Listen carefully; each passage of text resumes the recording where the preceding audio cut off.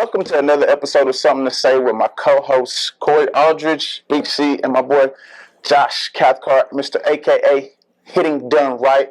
Man, you know what? Like, we've been talking about this and talking about this and talking about it and talking about it, and we finally doing this shit. Here it is. Yeah, like we live, like we doing it, man. A lot of talking. Man, I know. So I'm glad we got a chance to really do it, man. I think, and we all know people always ask us questions about baseball and just everything, but I think doing it this way is going, I don't know, just create another level of, I don't know, engagement, seriousness. Excitement about it. Yeah. You get on a true podcast style and can do it. And, Yeah. we could sit here and shoot the all day long in front of our phone. This makes it a little more real for people. Yeah, next time we should order like wings or something. Man, we're super hot. That last time, when we did the first, at the Korean, what was it, the Beef House? Korean, what was that? Korea's, which one was that? Korean House. Korean House. They have that other place that me and my girl go to called Soju 101, but they have a karaoke room in the back about like the size of this right here. Yeah. Just saying, if I want to do it. Down, man. I'm definitely down. So, man, let's jump in. Lessons. Private lessons, private training. Waste of time, beneficial. Like, how do we get the most out of it? I mean, we all know that we all provide private training for, athletes, student athletes. Like, what's your thought process on getting the most out of it? I did a post on it the other day, and for the most part, people were in agreement, especially people that do lessons.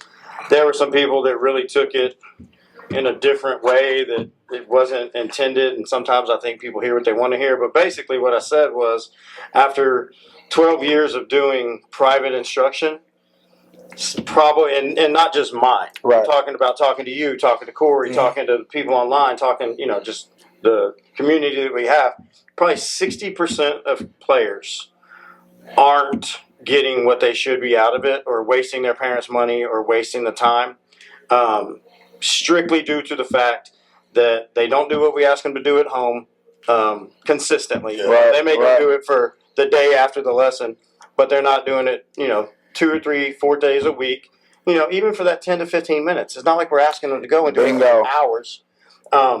And then from the parents' perspective, I think a lot of parents, and I know it probably sounds bad to say, but I think a lot of them just want to say, oh, well, my kid has a private instructor. Right. I think a lot of times, I know when I first started doing this, people were picking organizations or coaches based on like the social category, the social status, and who goes where and who goes versus maybe who the best for you. But I think you're right. You said it kind of like the organization I was talking about earlier with the little 8-year-olds. I go, what makes it a joy for me to coach them is that they literally come in here and they like baseball. Right. They're coming in looking to get better. And I think I say it a lot. I'll tell a kid all the time, like, if you're not willing to make an adjustment or get uncomfortable, you're wasting that guy's money or you're wasting her money. And time. Yeah, wasting money and time. You're not really wasting my time. There's always somebody can kind of fill the spot. But for me, it's like, yeah, you may not be the best baseball player, but your job is to come get better. But you can't get better if you're not willing to get uncomfortable or do something different, make different mistakes, because then you're wasting time. And most kids don't think even have the capability to play a sport like baseball because there's so much failure. Yeah. So from so obviously we do this for business, right? Mm-hmm. It's a business for us. So there's the money side of it, right? We got to make money doing it, but on the other side is we're trying to help kids get better. How do you get that middle ground? Like, you got to make the money, right? But if you're training kids that don't want to get better, like, where's the middle ground, right? Where's the from? Yeah. Okay, so the way that we do it at the facility I work at, and I think and we started doing it about 2 years ago this way, because we were having a bunch of turnover. Kids come in and, you're not getting it out and getting what you should out of the lessons.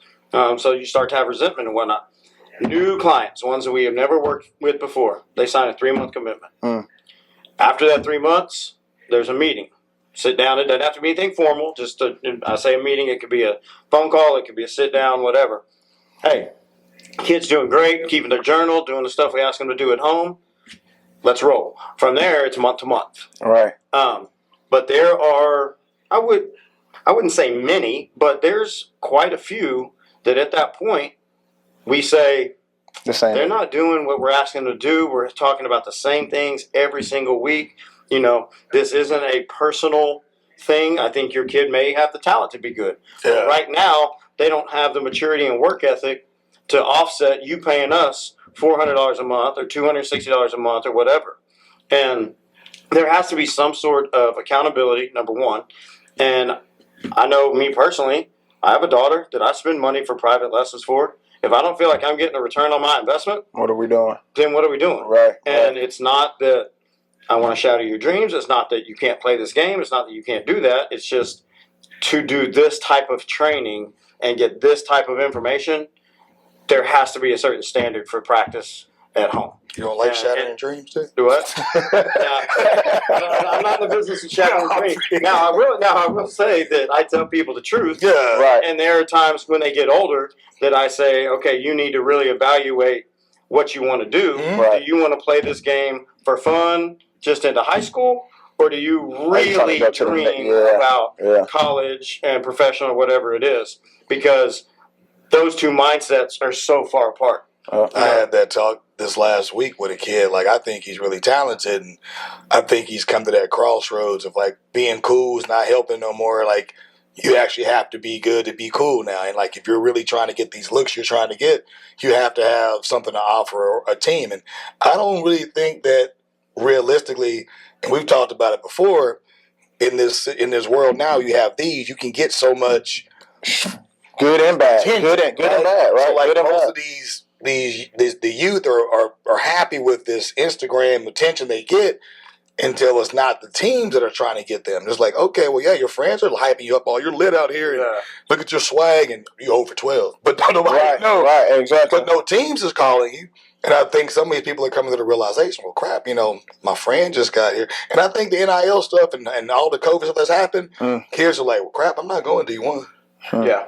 So I think a lot of realizations kind of happening with some of these guys where, man, if I'm going to go play, I need to get better. So, and then you have some guys that don't know what they're doing, don't know where to go, or just really, and you have to put it in perspective too. Like, dude, you really not working just because you show up every day. You're not working. And that's the thing. The work is going to be the work, period. Like, the work is going to be what it is. But I wanted to circle back to what you said as far as y'all having that meeting after 3 months, and then y'all go to month, right? So then is it, hey, you're out the door after that 3 months? Or is it, hey, you know what? These are the things that we were expecting you to do. You're not doing them. Now we're going on a month to month because I want you, I need to see you start making improvement, or is it just you're done? You had your 3 months to show me that you know how to do this. Right. You're not doing it. Come back when you're ready. Right. So for you, and this is me, like, and this is probably for all of us, but the hitters you have is also an advertisement for you. For sure. Is that why you do it like that? To a degree? I mean, Man, that great thought question, process too. didn't, like, when we were making the decision, that didn't go into it. Yeah. But shoot, I've also done a post before. Like, if you're not putting in the work at home and you go out and you look like garbage, don't be walking around saying, hey, Yeah, 100%. I hear what Coach Josh. Or you are Right, the senior right, year in 4 months. right. You like, Oh, yeah, I hear with such and such. no, I can't stand that. but that wasn't Yeah. the premise Behind of why it, we right. did it. We actually did it so that we could get people into our program, show them this is how we're It going to works. do it. Right. And then if you're not doing it, come back when you're ready. Once they've had 3 months, and honestly, I think that if you were serious, now if you're talking 9, 10, 11-year-olds, it Right. takes a little bit more. You give them a little bit more leadway. It may be a whole family dynamic lifestyle change, and now they're expected to practice 3 or 4 times a week on their own, outside of their team practices or whatever. But for 13 on up, if it takes you more than a month to figure out the expectation Right. and you're serious about it, You don't want it. you don't want it. Yeah. So my mind then goes to, like, because I'm big on multiple sports, right? Playing multiple sports, especially during the fall season. So how do you manage that, though? How do you manage playing baseball and football, or baseball and soccer, or baseball and any other sport, and still having to put the work in? Well, here's the thing, and y'all know me. Y'all know me long enough to know that I'm not this crazy, deep thinker out there. Right. Look, here it is. Let's say that you're playing football right now. Right. Okay, you go to your football practices. You got those. You play on Friday nights, whatever. Intermediate school. What we work on in the cage mostly, especially with young guys, is swing mechanics. Right. if you can't find 10 minutes to go stand in front of a mirror and work right here, Bro, he said in front You of a get mirror. dry hack at the Yeah, grocery like he store. said in front of a mirror, right? This isn't even like T-work. This is just like get in front of the you don't mirror. have to hit a ball. Dude, Right. I took dry hacks at Dick's the other day, bro. Yeah, I'm telling you, yeah, for real, yeah. For real. If you can't find that 10 to 15 minutes, Oh. a couple days a week, 20 minutes to work on the craft that your parents are paying for, that's the key. Right. I ask kids all the time, I said, you play football? Yeah. You play basketball? Yeah. You play soccer? Yeah. Freaking sweet. Do your parents pay for a private basketball coach? Do they pay for a private football coach? Right. Do they pay for a private soccer? And without fault, no. So this is the only sport that they're paying for, and this is the one that you can't find time to work on at home. The logic makes no sense. And most of the time, that's a light bulb, yeah. you know. And then we have to go through the process of time management. Like I understand, y'all understand. School, Football, all this stuff. stuff, Yeah, football it's, tournaments on the It's weekend. getting tougher now Yeah. than probably when we're coming There's up. tons of stuff, but if you are paying hundreds of dollars a month, unless you got more money than sense, and there are people that it's have more something money that's than got, sense. man, it's something. But if you are paying hundreds of dollars a month, and either your child doesn't have the desire, or you can't motivate them to practice outside of that on that skill, what are we doing? We're throwing money away. I mean, and at the end of the day, too, you also got to put it in perspective, like, you know, where you need the most work at. If you're going to play multiple sports, like baseball's the hardest one. Right. If you're a hitter. Now, if Right. you're just strictly pitching, maybe a different story. But if you're going to hit a baseball, it's year round. I'll be honest, like when I was coming up playing high school football and basketball and all these types of things, I was very fortunate that I didn't take baseball that seriously and I could just hit a baseball. I could take off a couple months and hit a baseball. Man, bro. Just being honest. What's it like to be that man, That's bro. how I got drafted, Hey, man. man. I literally got Not drafted. everybody. I got drafted quitting baseball, and a guy was like, "Hey, man, you want to come to this tournament?" And I was like, "I ain't swinging a bat in 2 months." He's like, "All right, well, that's fine." And I just tore it up. But again, I know that's really rare, but also I do know, like, watching guys, it's very tough to go out there and play football. They have a tournament on the weekend. There's guys right now, they're ending their football season right now, and it started out kind of hot because they were still doing lessons, and all of a sudden that football practice gets to them.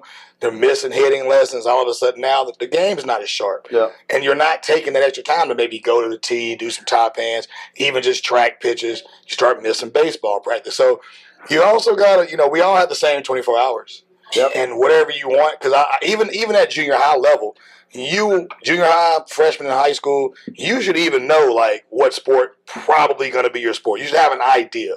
Yeah. If you're not the fastest on the field, not saying you can't end up being the fastest, might be baseball because football may not be for you. Go play fun, go have fun, and use the discipline aspect of it and getting stronger and bigger. But that baseball is hard, man. It's a hard sport to keep sharp at. Yeah, man. No, for sure. It most definitely is. And so, look, man, we're doing this. It's new. It's different. We're going to keep it short and sweet for you guys. But I promise y'all, man, we got more coming. So make sure y'all tune in every Sunday, 6 p.m. Central Standard Time to see us talk about everything that y'all love us talking about. Let's go.